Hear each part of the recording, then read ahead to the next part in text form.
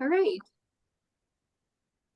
Good afternoon, and thanks for joining us today for our webinar on public-private partnerships critical to addressing economic impacts in energy communities.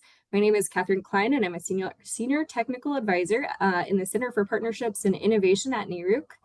Before we begin, just a couple of housekeeping notes, and then I will pass things over to our moderator. First of all, today's webinar is being recorded, so we will post that recording onto NARUC's YouTube channel, and we will share the link with registered attendees after the call. And then also feel free to drop a question in the question box at any time during the conversation, and we will have time at the end of today's webinar to answer some of your attendee questions. So that is it. With that, I'd like to thank our U.S. Department of Energy for their support with today's webinar. We are able to do webinars like this through the DOE NARUC Coal Modernization and Carbon Management Partnership. So we appreciate all of their support. And then finally, I'm going to pass things over to our moderator today, Commissioner Mary Throne. She is a commissioner at the Wyoming Public Service Commission and also serves as the chair on the NARUC subcommittee on coal and carbon innovation. So thank you so much, Commissioner Throne. I will pass things to you. Well, thank you, Catherine, and thanks to everybody for joining us. Before I introduce our panels, I just want to talk a little bit about what's happening in my great state and to kind of set the stage for what's happening in energy communities. In Wyoming, we're the largest coal producing state in the country. In about 2019, we were faced with the prospect of some of our large coal-fired power plants retiring, and that started everybody thinking about changes in the energy mix and how they would affect Wyoming. And we've done a number of innovative things in Wyoming in the research area to look for future uses of coal. We have legislation encouraging research into carbon capture. But for our communities, it was a bit of a learning curve, I think it's fair to say, to get started and how to plan ahead and to think ahead. And we've come a long way since then. And I think part of what we'll hear today is where various efforts are in place to deal with these transitions, which are still ongoing, and what the opportunities are for partnerships that can really help our communities continue to thrive, whatever they're facing in the changing energy world. And so with that, I would like to introduce our panelists. First, we have Sharon Fain, who is also from Wyoming and a certified economic development planner and an energy consultant. She has experience working with utilities in terms of developing community plans for closures. We also have the Honorable Melody Villard, who is a county commissioner, not to be confused with a public service commissioner, but she's a county commissioner in Moffat County, Colorado. And Will Payne, who's a managing partner with Coalfield Strategies, LLC. And we will start with some remarks from Sharon. Great. Thank you, Commissioner Throne, and I appreciate everyone joining us today for this conversation. The two panelists that are joining us today, we all served 2 years on the National Association of Counties Building Resilient Economies in Coal Communities Initiative. It's also known as BREC. The initiative served as a knowledge sharing opportunity for coal communities across the nation that were seeking to revitalize and diversify their economies when faced with the transformation. It allowed community leaders an opportunity to consider options when preparing to advance new approaches and projects for economic diversification. The BREC initiative also provided industry and coal community leaders an opportunity to approach this issue in a collaborative manner, really to discuss how best to mitigate and respond to the economic shocks of a power plant closure. It's important for regulators and a lot of you attending today and communities to really consider the private sector as a partner and understand their role during the transition and the opportunity for them to invest in the communities that are being impacted. As a certified economic developer, I've led development and execution of communication strategies for two major utilities as they announced and moved through the early retirement of coal plants. It's been a challenge to develop these strategies that really balanced the needs of the utility and its employees and the wants of communities that were facing this transition. But it can be done in a thoughtful, compassionate, and strategic manner with weigh-in from regulators, elected officials, and the community members and community leaders. So at that point, Commissioner Throne, I'll toss it back to you to hear from Commissioner Villard and also Will on their thoughts as we get launched into the conversation.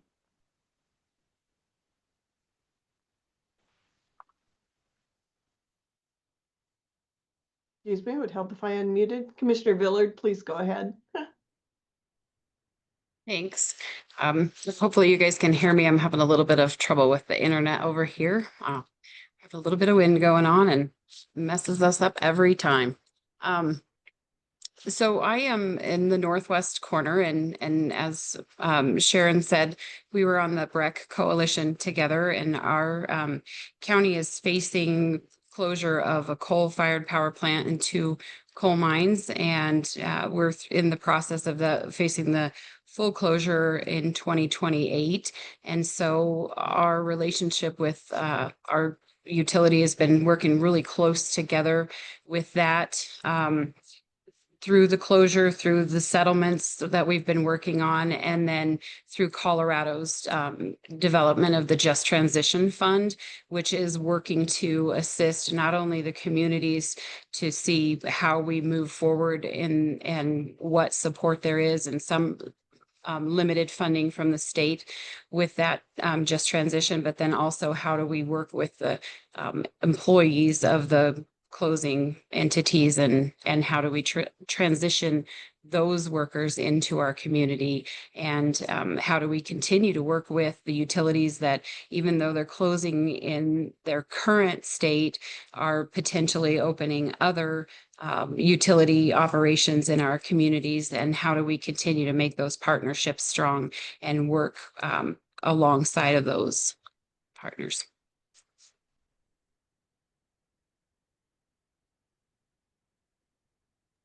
Thank you, Commissioner Villard. Now I'll hand it over to Will. Excellent. Well, thank you and appreciate the opportunity to join. I am currently in Virginia Beach for some meetings, but I'm happy to be part of this representing my home in Southwest Virginia.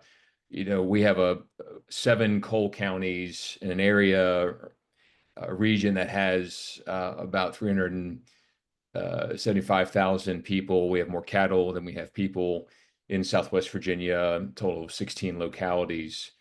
And I'm from the capital city, from Richmond. I moved to Southwest Virginia 6 years ago, and it's really to start with a partnership with private sector and the public sector, including our legislators, an initiative called Invest Southwest Virginia. And it was really about what are the big ideas that we need to focus on in economic development as we think about with population loss, with industry loss, how do we keep young people in the region? And so, yeah, through that initiative, and I think it's a great example of just why we need to have public-private partnerships.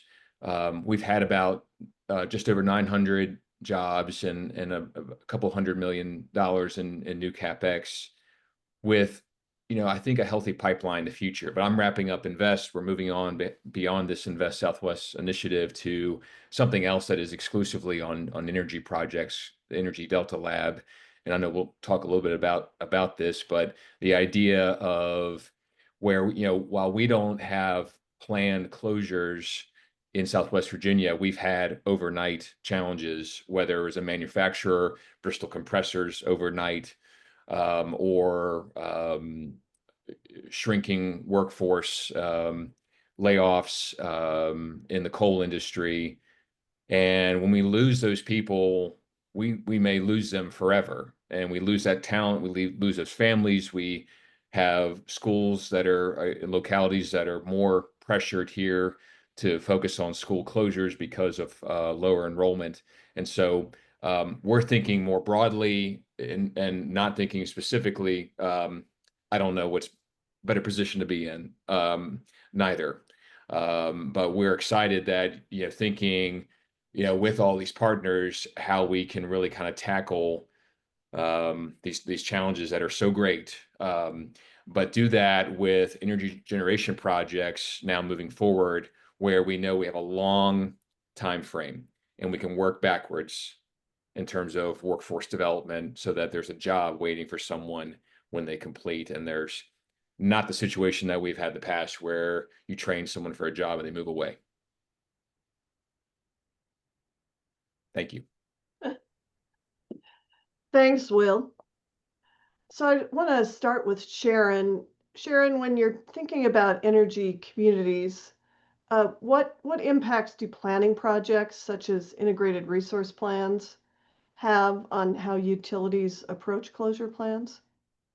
Yeah, thanks, Commissioner Throne. So utilities integrated resource plans really are truly sort of a long-term roadmap that outlines the generation and infrastructure needs that a utility has to really continue providing safe, affordable, and reliable service.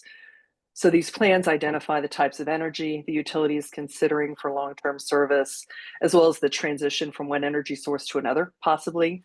Thus, the closure of early retirement of coal-fired power plants that have been in use in these communities for some time, in some cases more than 50 years, where you've had 3 generations of families that have worked at these plants. Part of that strategy in the IRP, though, in the public notice, is that early notification to communities and regulators and stakeholders and employees which that IRP is being developed or submitted to the Commission for review. Long-term strategy that includes a plan for employee transition, as Will had mentioned, reskilling those same employees for new industries such as advanced nuclear, which we're seeing in Wyoming, and then recruitment of new industries to those communities to lessen the impact of the coal plant closure, the impact to the tax base and the job losses. So really, to wrap that up, most utilities have certified economic developers on staff and community managers that can be assigned to the transition and really serve as that person for communities and stakeholders to really be this voice on their behalf with that utility as they move forward with the integrated resource plan. And just as a follow-up to that, is that something the utilities do voluntarily, or do they have to be nudged, or what's your experience and your understanding? Well, they all recognize they need to have a communications plan, which they usually engage the communications team internally or externally.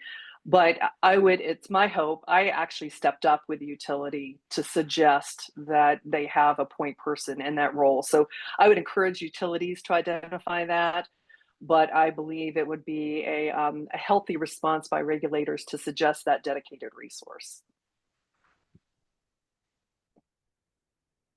And we like to use our regulatory authority from time to time when it's constructive.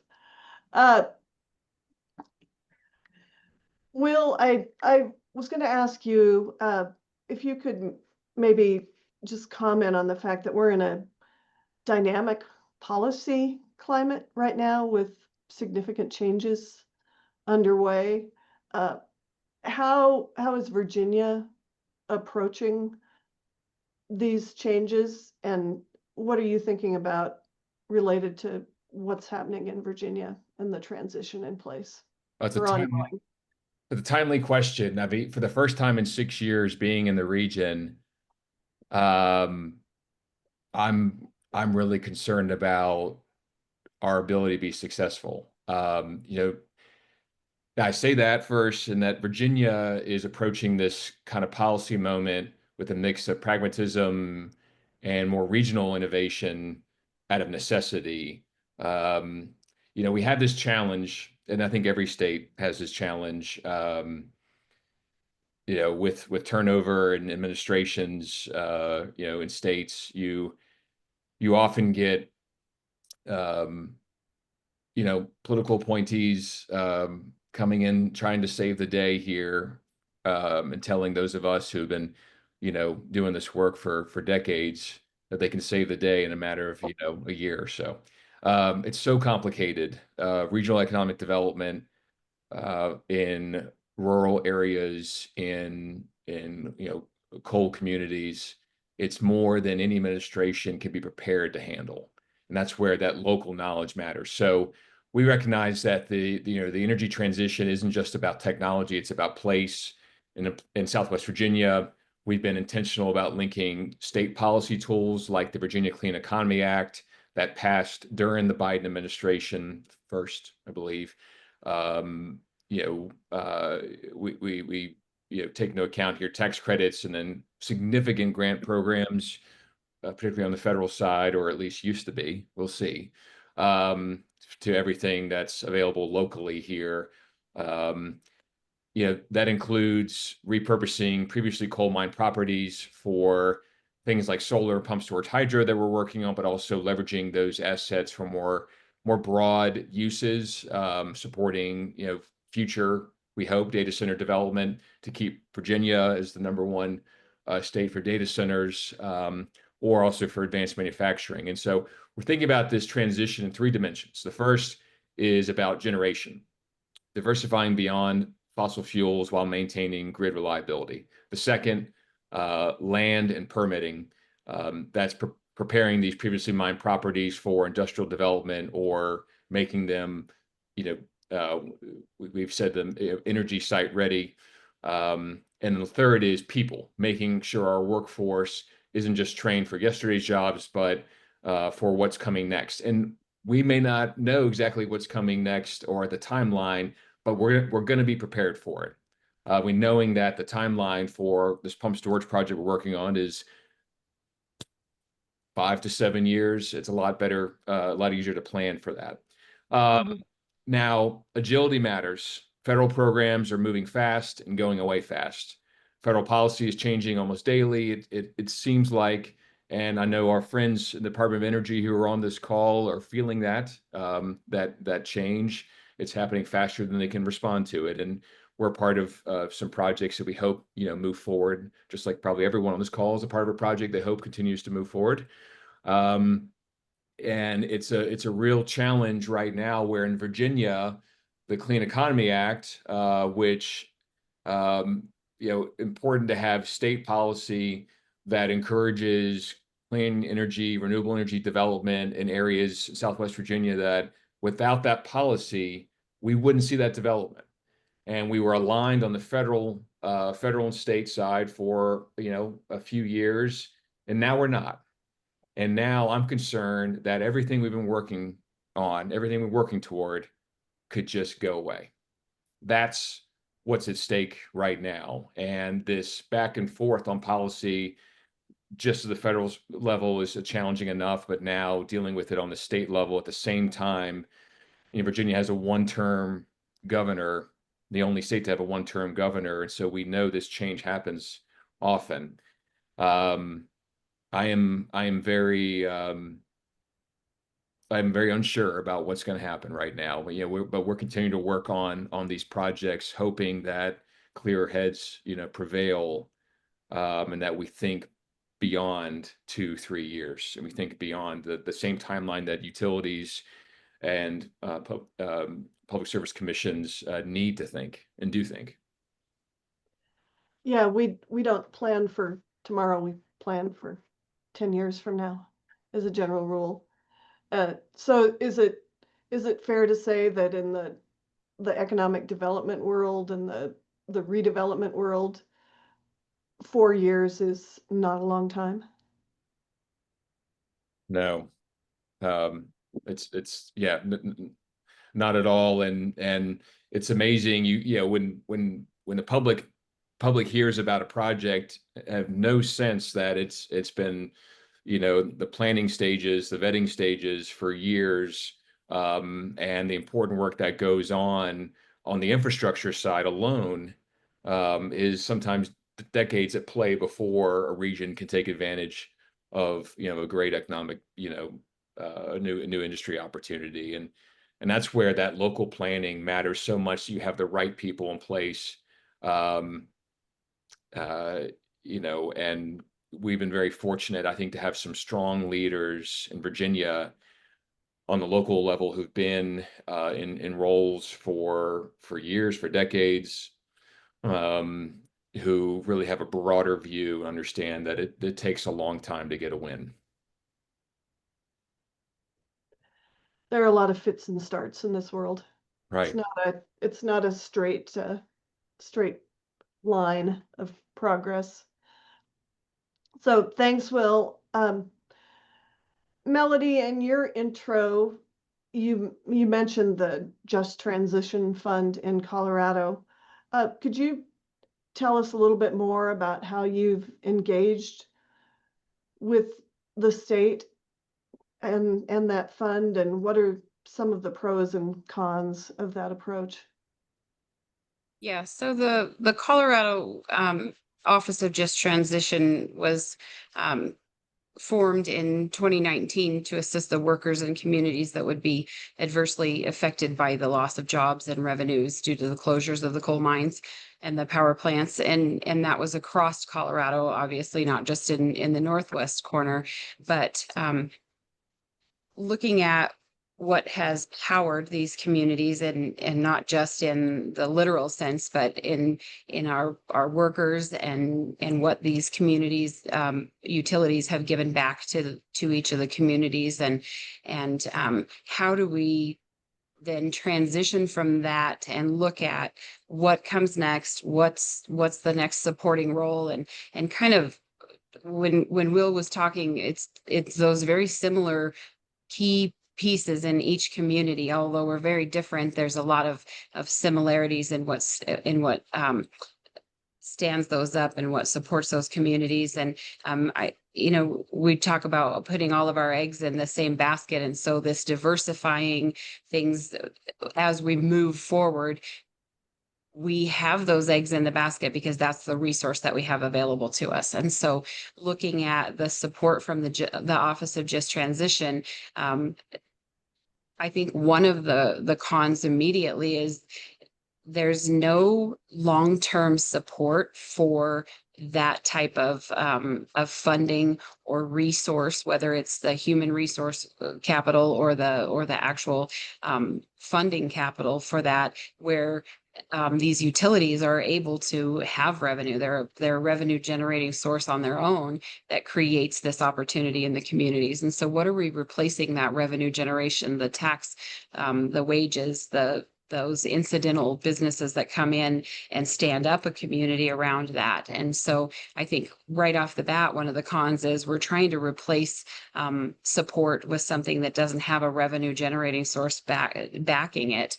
The other part I think that's kind of a con to it is you're getting the support from maybe the state level, but not necessarily from the local level. And it's hard to do that when the state is standing up an office that then supports various opportunities in different areas of the state. We're not a one size fits all. Each of our communities, while we have similarities, are all very different. And so having someone who really wants to help come in and say, how can we help you? It's not the same as us finding ways within our own communities that we know better ourselves how we need to find that support. I think one of the pros for us is knowing that there is some support, and that having a place at the table, having an opportunity to have that discussion and maybe shape what support is available to us, or having the connections, whether it's within Colorado or whether it was through BREC, and having those connections throughout the whole country of how do we find ways to help support ourselves or to create opportunity for ourselves. I think that we're just seeing the beginning of how these transitions, if you will happen. I don't think we're at the beginning of this. I think we've probably been seeing some of this slow roll. It's just kind of come to a head with the closures of so many plants at the same time. So I think the opportunity for the Office of Just Transition is that there's a lot of focus right now on what's happening in our state and what these closures mean. I think the downfall is there's so much diverse need in each community that it's just hard for one office to really truly understand the impact in each of those communities and be able to address each of those issues. And just to follow up on that a little bit, I think it's fair to say that Craig is different than Denver. Are you able to communicate your needs to those at the state level? Occasionally, I think sometimes it's hard to communicate your needs when someone doesn't live the same life. And I think that even communicating the needs from Craig's utility issues to another entity, West End or Montrose or Pueblo, even that has the same, they're facing the same closures. Pueblo is completely different. Even though they're facing the same closure, it's not the same situation as we have in Moffat County with our closures. So I think even to that extent, that there's well-meaning, but each community really there's so many little nuances and differences that it's hard to say what's going to work best in each community. And then it's that mix of voices trying to all be helpful at the same time, but really advocating for your own community, because that's what we're here for, is to make sure that what we're doing is going to be the most beneficial to the community that we're trying to support. That's great. So it really has to be sort of a ground up, not a top down approach. Sure. And Will, when he was talking about like the issues kind of around some of the political piece to that, and you said the comment I think was that 4 years is not a long time. And I look at that, and our coal mine was, when they were first opening up, was maybe 30-40 years. Well, here we are 50 years into it. And if you were to list all of the different elected officials that had something to do with all of the policy and procedure along the way, while there was energy being produced the same way throughout that time, how do you look at the lifetime of any industry when you have so much change in a tight leadership position that has so much influence on it? And then if you even just look at the model of any typical business, you say 3 to 5 years before a typical business gets up and going and can see any kind of return, and let alone something that's regulated and so has so many hoops to jump through. And I heard Will saying the pumped storage, and we have a pumped storage project going in our own backyard, and they're right into some of the permitting processes, and there's no guarantee they'll actually even get through all of the permitting processes and get through that and see a project to fruition. Or I'm learning all of these new things about these energy companies getting into the queue to be even able to sell their energy into the grid. And so there's potential that a energy company could have a project that could go through all of these years of work and never even come to fruition and sell on to the market. So I think that the lack of long-term sustainability in the leadership positions, that the levels that are making policy, are probably something that is not well understood or well looked at either. And I think that's a good segue to the first question I just want to toss out to the group. What is public notice? And maybe a better question is, what's really sort of adequate public notice look like in your communities? How much, in terms of notice of potential closures, in an ideal world, how soon would you like to know about a potential closure, and how does it really work? Boy, if we were given as much notice for a closure as it takes to get something started, that would be incredible. We right now we're looking at 2 to 4 years on coal closure notice, but I think even just getting our Office of Just Transition stood up to be able to assist. I'm on the first year of my second term of commissioner in Moffat County, and I've been dealing with this for the whole time of my elected position. And we still don't have a good transition process for the workers in our communities. The Office of Just Transition is just now rolling out what their plan is going to be for that. So I would say 5 years is not enough, but I don't know that I have an answer for what is enough. Will, did you? Yeah, I think Melody, you bring up a number of great points there, and I don't think there is enough time because we're still dealing with in Virginia, and you're still dealing with it's not just on plant closures. You're dealing with the general loss of industry and or loss of population, and so this you know bigger approach to how do we stop the bleeding on losing kids to other areas of the state. There's so much to focus just there. If we had an announcement, tomorrow about a closure, that's a whole other challenge because there is not a job waiting for those people at that salary in Virginia today. They will leave and they will never come back. And that's a whole, that just intensifies this challenge that we've taken on. This large group has taken on, and I see some folks and the participants who are from Virginia and kind of part of that. This public education of what we're doing, for example, and what economic developers are doing is so important. I think without that education, without engaging small groups on briefings, on site tours about what this former coal mine site could be, before you come out against it knee jerk, understand where it is and what does that mean in terms of the tax dollars and the jobs and what are those salaries, for example, and the fact that we've put together a package for a potential hyperscaler, the tax dollars and to be revenue sharing, the tax dollars from that project would essentially replace the current budgets of those 5 localities today. And you have to fight the misinformation about data centers and about generation projects in general too at the same time. So I have found that so from a public notice process here, it's a daily battle and chore and responsibility to make sure you engage as many people as you can, and it's never going to be enough. And Sharon, is there any sort of best practice or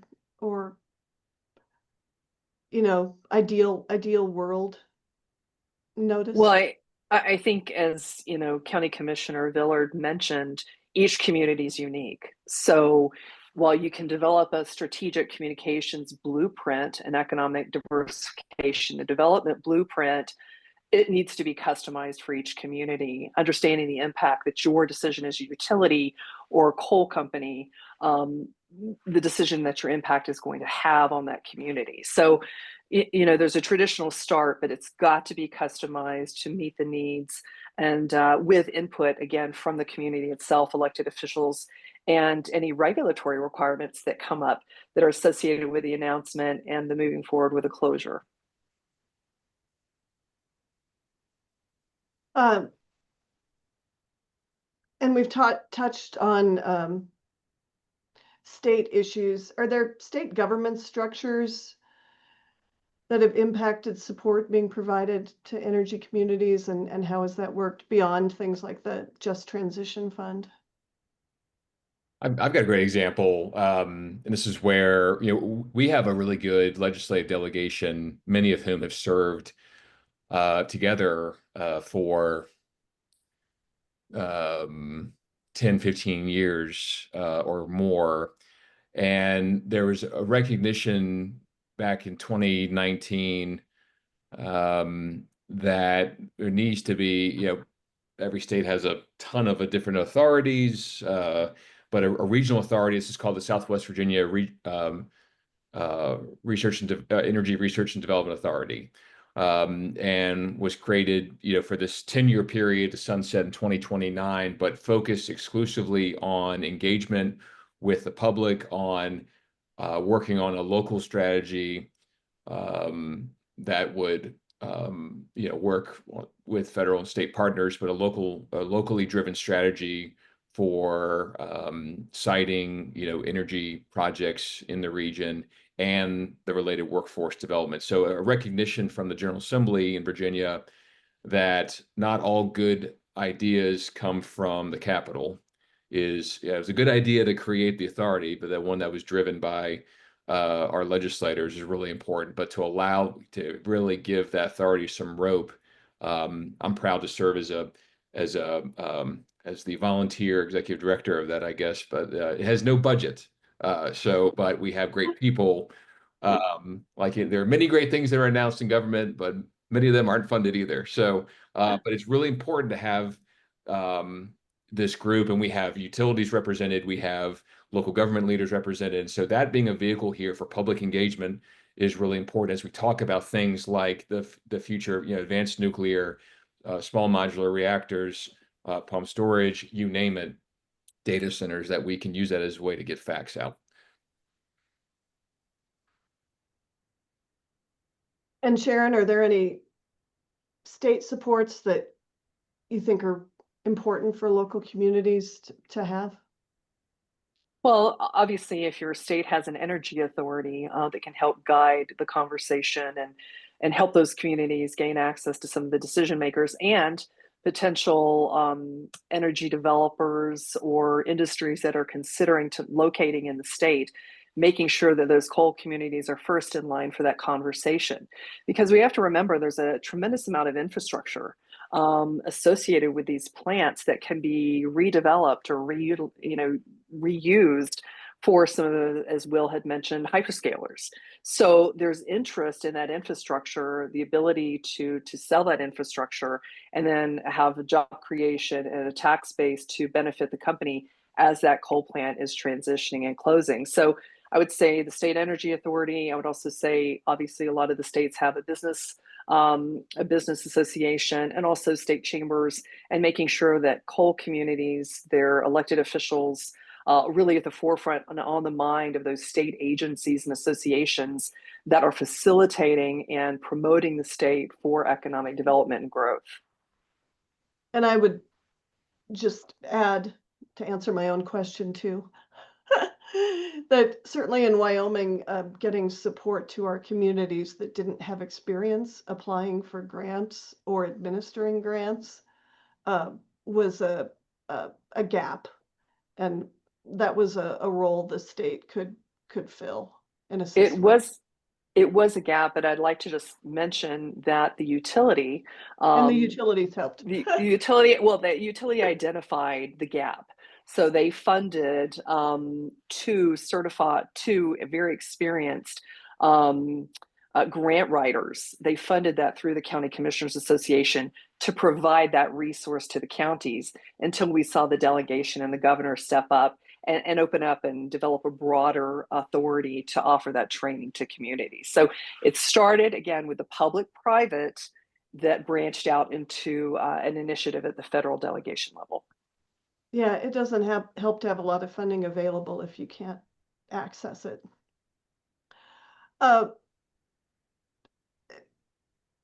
Sharon, you just mentioned the repowering possibilities and reusing of infrastructure.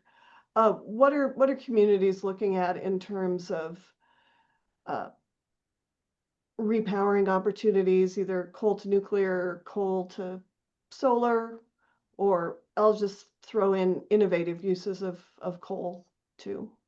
Yeah, and I'll just make a brief mention and then open it up to my fellow BREC panels. Really starting with, we've seen interest in private industry, mainly the hyperscalers that Will had mentioned, potentially purchasing the plant and then utilizing that generation on site. There's also been discussion of co-locating some renewable some solar on the footprint of the current coal-fired power plants to be able to support some of that growth and interest by private industry that really wants to up the percentage or have a percentage of their power usage as renewable energy. So hyperscalers have shown interest. You've had some co-location of renewable companies, independent power producers interested in tying in at those locations. And Will and Commissioner Villard, maybe if you're, have some examples as well. Sure. I've got, so we're in an interesting place in Southwest Virginia where we're at the tail end of a number of utility systems. And so we have Appalachian Power, which is part of AEP. We have co-ops with TVA. We don't have Dominion in our area, and we have Kentucky Utilities, part of LG&E, and it makes it challenging with like PJM and accessing PJM, where KU is not part of PJM. And I don't think it's a bad thing in a sense, because we have a way around this, and we know how long the queue is. And so what good does it do to be in the queue right now? I don't know. Talking to developers who've canceled, who've I talked to one developer, prominent solar and wind developer in the country, and had 7 projects that were removed from the queue. I mean, they're the amount of time we talked about before, the amount of time planning for years that goes into projects, and but so we need reform, continued reform there. We've looked at in talking to data center developers, and the reason we're trying to go after the hyperscalers is we have to give a developer a reason to leapfrog from Northern Virginia, where, is data center capital of the world, leapfrog over Richmond and other areas that are kind of south and west to get to all the way far southwest, 5 hours, or 6 hours from Richmond.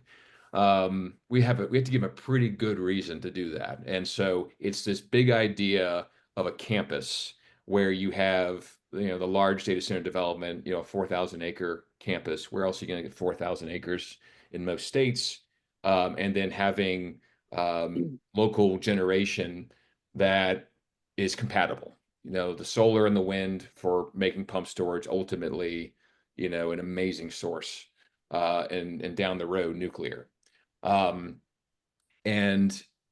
our challenges, somewhat some improvements with the grid.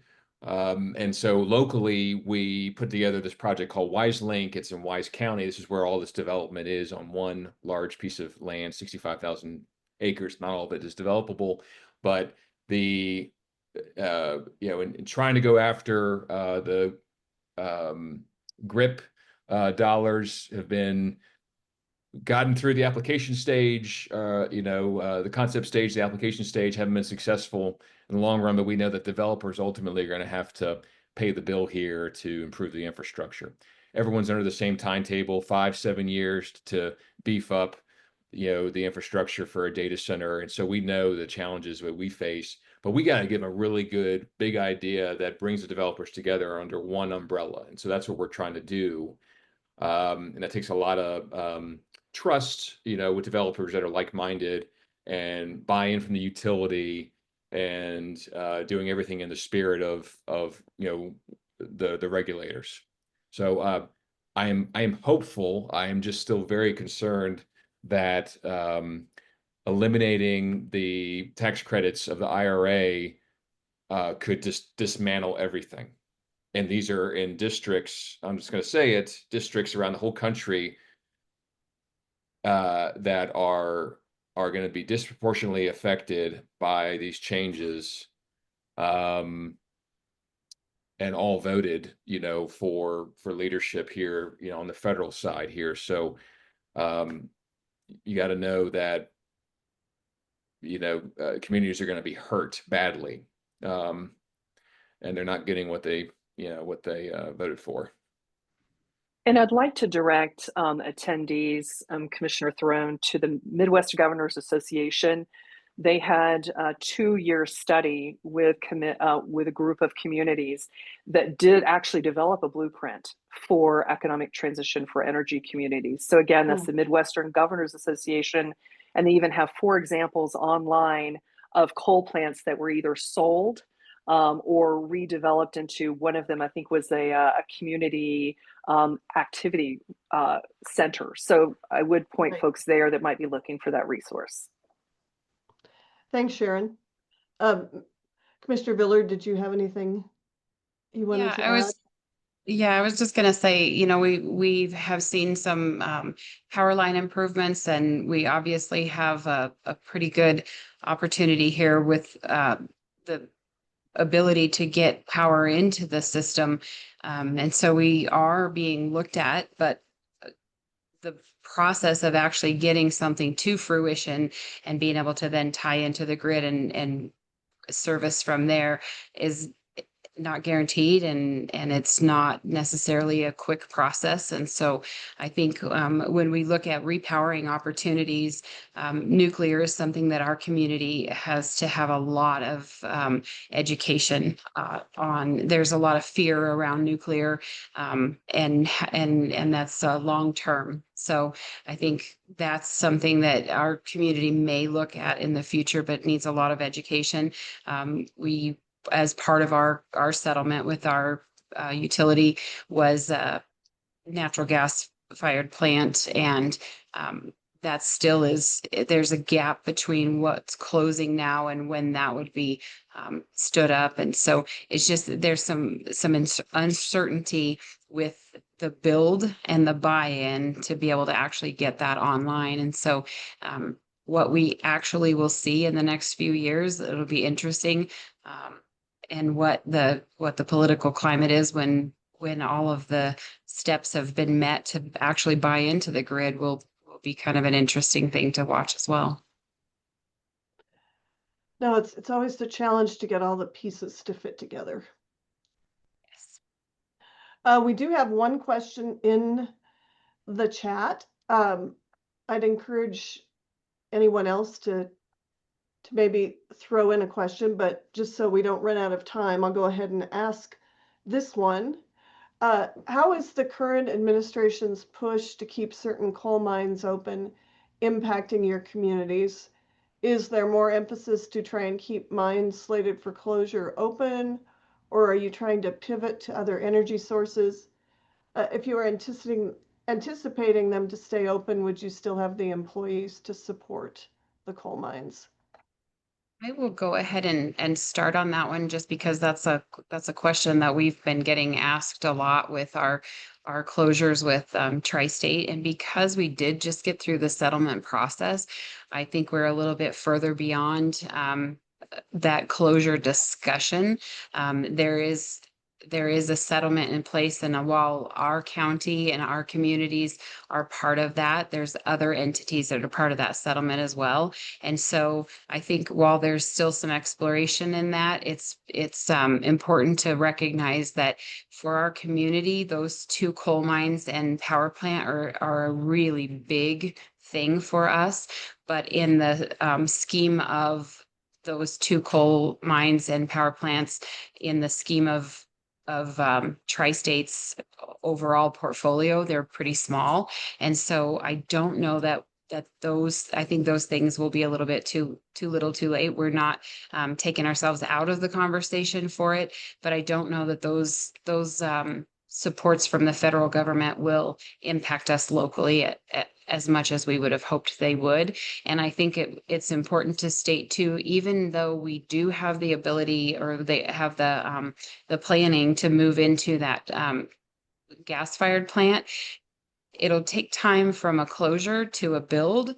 And how do we help those workers in the interim? They're not all construction workers that can immediately transition from a plant closure to a construction worker to then a plant worker again. So I think that's going to be one of the challenges too, is how, when the end part of that question was, do you have the workers to then stay and work, or do you have the workers to transition to the next thing? There's an interim that we can't just put them on pause. They still have a lot of things Right. that they've got to take care of in their lives as well. And so that's going to be a real challenge for us. I don't know that this is going to be helpful. Will, did you have anything you wanted to Sure. add? I don't know if it's going to be helpful either in Virginia. I mean, we've seen in the last 35 years, coal jobs go from around 20,000 to 2,000. Most of our coal is met coal for steel. I think about 80% of it. Um, and we need more steel, certainly. But we just had recently major um, coal operation announce a pretty sizable decrease in its workforce that was already slated to grow. And so um, I don't see how any push from the federal government here is going to actually, one, it's not in the long-term plan here for Southwest Virginia, knowing that ultimately coal jobs are going to decrease. And we're sticking with our plan that we need to diversify while we continue to ensure that the met coal production continues because how important it is. And Sharon, did you have any thoughts on that one? Well, just some small steps that we're seeing, during the new administration as we had, I think it was just this week, the Department of Energy had the emergency order that's going to keep the Michigan coal-fired power plant open. And it primarily burns the Wyoming coal. So those contracts are still existing, but that really counteracts the state's law that required utilities there in Michigan to phase out all coal generation by 2030. So you're seeing some small steps, but this may be really just a crutch as the industry limps along, because the marketplace is really going to truly drive the type of energy that it wants. So it's sort of a wait and see, but you are seeing some small steps forward. An example of this DOE emergency order. No, and I think in Wyoming, where our mines compared to Virginia, or even I think to the ones in Craig, although my timing could be a little off. Our mines are relatively new. They're and so I think that because there haven't been plans yet to close those mines, they were already going to be some of the last to close, in my opinion. If they do close, I think that the federal action could help slow those closures, but time will tell. And as Sharon said, the market ultimately controls. So since we are here at a NARUC call, what actions would you like to see public utility commissions take to ensure that there's a deliberate approach to dealing with community impacts and employee impacts related to energy transition?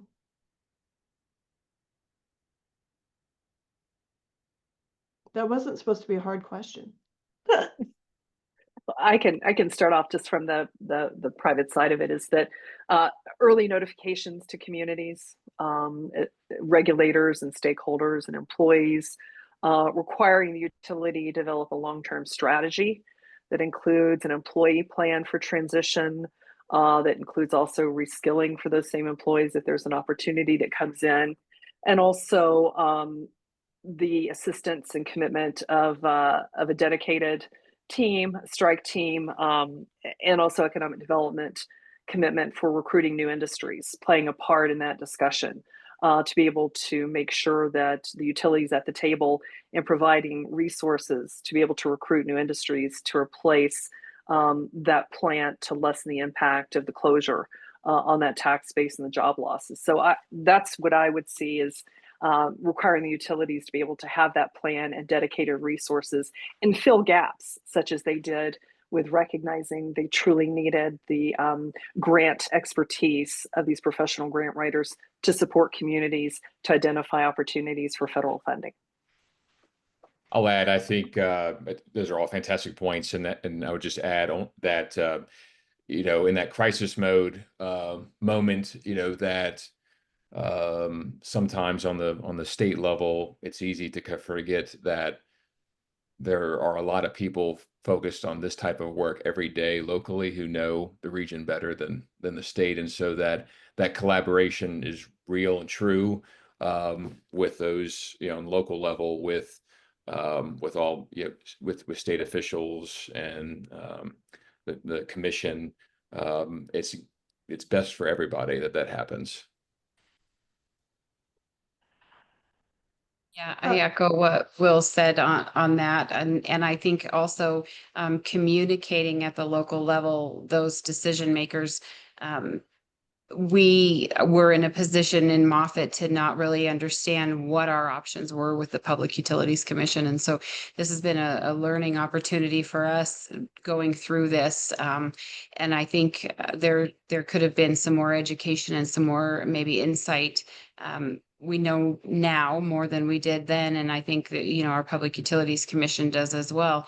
But I think maybe that really leaning into the local elected officials that are making some of these decisions or are tasked with taking action, and just really keeping in good communication and working us through the process of what's happening next and what are the next steps that we need to be considering so that we can be planning on our end instead of finding out that's what's next and not having time to fully vet and fully discuss what's happening on those planning levels on top of what's happening with the actual plant closures. So I think I'll quickly ask this question that popped up in the Q&A. And maybe, Will, this is a good question for you. So with baseload as an issue with transition to renewable fuels and nuclear and tax credits going away, how do we make a transition to keep baseload available for industry, especially you were mentioning data centers, without a great baseload or reliable power? Those entities are likely to go to other countries. So how does that play into the discussion? They are. And as I think about this too, from Virginia's competitiveness with, neighboring states and Duke's announcement recently, North Carolina being very, I think will be supportive, but this move to, all right, forget about what we did the last several years on clean energy projects. Let's just all move to gas plants. And we need gas, certainly. I think there's this belief. I think people are forgetting about how hard it is to bring a pipeline on the East Coast, into a state. And I've heard a lot of conversations recently about let's get X, Y, and Z that we've talked to announce a pipeline and hey, we'll be able to deliver this power to data centers. We're talking, a decade. Let's be honest here. By then, who knows where policy is going to be? And so we've got to have people first recognize, stop, nuclear was this for a couple years in Virginia, this really hot topic to push, and then somehow that's less sexy right now than gas, and we're just not thinking long term, and getting this knee-jerk political, reaction to making, DC happy is really frustrating. It's because it's hurting our communities, posturing, from the Capitol. So, I mean, but I think gas is going to be, I guess, a big part in providing a baseload power. It's going to be a really sad day if we forget about all this work that's gone into long term on clean energy generation. The fact that nuclear is the way to go. I'm just greatly concerned that pushes nuclear back 2 or 3, Right. 4 more years, and then we start questioning, or people are questioning whether it's going to happen at all. Yeah, and we like pipelines in Wyoming. I would just throw that out there. Easier there. It is Very easier. hard on the East Coast, so we've experienced in Virginia. Well, somewhat easier. We have our challenges in the West, correct, Commissioner? I think I don't know where Sharon went. She disappeared. But we are at the end of our time. just maybe as a quick lightning round with the two of you, in case Sharon doesn't come back, just what's one fundamental that you think is critical to successful energy community transitions or planning? I see sorry, go ahead. I was just going to say, whatever you do today, be thinking about what it's going to be 30 years from now. We're sitting in a situation because we built these coal-fired plants and the coal mines, and we thought that they would be 30 or 40 or 50 years, and no one thought 20 or 15 years even ago about what happens next. What happens when this isn't the next thing? And so whatever we transition to, we still need to be looking at what happens when this isn't going to work for us. So I echo that, and I'll add on the importance of relationships here, and it depends what perspective you're where you're coming from here, whether it's on the local side or the state or from a utilities perspective. But the relationships that and I'll give an example that we've developed with utilities, with landowners, with elected officials, with state agencies, federal agencies, all those things matter around a vision here. And when things start to break down or go crazy, if you don't have those relationships already established and a core group, you're not gonna get anything done at all. And I think that the only way we really kind of come out of these challenges is the fact that we've got real honest earnest people as well, working together for the same mission, but we've got to trust each other. Sharon, I don't know if you heard the question, but it was just what's one critical fundamental to the success of energy community planning or transitions? Yeah, I hope my audio is working. Can you hear me? Yep. I think it really is the engagement with the communities and understanding that it is from the grassroots, and as Will and Commissioner mentioned, that there needs to be buy-in, there needs to be education about the process, there needs to be resources identified by private industry to be able to support this community through the transition. This is not an overnight, this is a long-term plan, it's a long-term commitment. And you know what? It's the right thing to do the right thing. These utilities that are making these decisions are often serving that same community, in some cases for more than 100 years. They're still the provider. So they're also doing the right thing for their customers. So early engagement, long-term engagement, and identifying resources to support the transition. So those are all excellent answers, and thank you so much to the panel. This was a great discussion. I can't believe we've already used up more than our allotted time. And I appreciate everybody's listening, and apologies for, I think, missing one last question. But with that, I think I'll turn it over to Catherine. But first, just want to again thank DOE for supporting our efforts. Great. Thank you, Commissioner. And thanks so much, panelists. Really enjoyed your discussion here today. Hopefully you're seeing my screen. Great. We just have two upcoming events that we wanted to highlight to the folks who have managed to hang on this long. NERC is going to be supporting a site visit to the Mill Creek Generating Station during the MACRC conference in Louisville, Kentucky on June 25th. If you're going to be at MACRC and are interested in joining us, please feel free. I believe my colleague Kira Zettelman is going to drop the registration link in our chat here. Pre-registration is required. And then finally, we are gearing up for our New York Summer Policy Summit that's going to be in Boston, Massachusetts, July 27th through the 30th. You can register on the New York website. The Subcommittee on Coal and Carbon Innovation is going to be hosting a joint panel on the main stage with the Electricity Committee, focused on navigating long-term resource planning in a dynamic regulatory climate.